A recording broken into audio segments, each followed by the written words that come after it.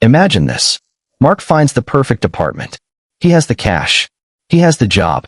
But a computer says no.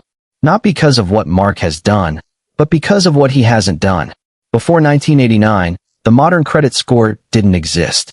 Your parents could walk into a local bank, shake hands with a man named David, and get a mortgage because David knew their father. But David was biased. He was human. He liked people who looked like him and lived where he lived. So, the world decided to build a fair system, an objective algorithm. The goal wasn't to see if Mark was good with money. The goal was to see how much money could be made from him. Fair was an engineer. Isaac was a mathematician. They didn't care about Mark's character. They cared about predictive modeling. They realized that human behavior follows patterns. If Mark pays his phone bill late, he's likely to pay his car loan late. They approached 50 lenders. 49 said no. Why? Because banks like being the gatekeepers. They liked the power of the handshake. But then, the system scaled. The FICO score wasn't designed to help Mark build wealth. It was designed to solve a problem for the lender. The problem of information.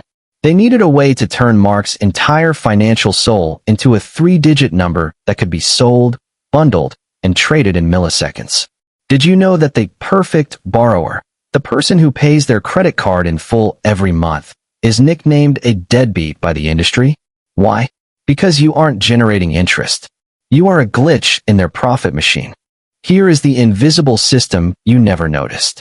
The credit score is the only test where Mark is penalized for not being in debt. If Mark owns his home outright, drives a 20-year-old car he paid cash for, and has $100,000 in the bank but no active loans, his score will drop. The system doesn't measure wealth. It measures reliability as a product. Mark is being trained, like a lab rat, to maintain a healthy level of controlled debt. Too much debt, and he's a risk. No debt, and he's useless. This sweet spot is where the banks make the most money.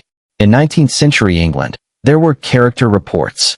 Investigators would literally spy on people, asking their neighbors if they drank too much or if their wife bought too many dresses.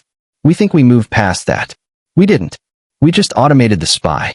So, how does Mark win a game where the rules are written by the house? First, realize the score is a tool, not a grade. An 800 score doesn't mean Mark is rich. It means he's an excellent customer for a bank.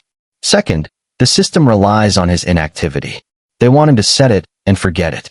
They want him to view that 3-digit number as his financial identity. But Mark's net worth and his credit score are often in direct opposition. One requires him to own. The other requires him to owe. The credit score wasn't created to give Mark access to the American dream. It was created to turn the American dream into a subscription service.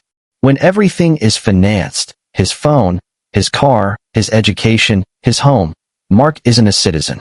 He's a tenant of his own life. The next time Mark checks his score and feels a surge of pride because it went up 5 points, ask yourself, whose system am I winning at? And what did I have to buy to get there? You aren't a number. You're the collateral.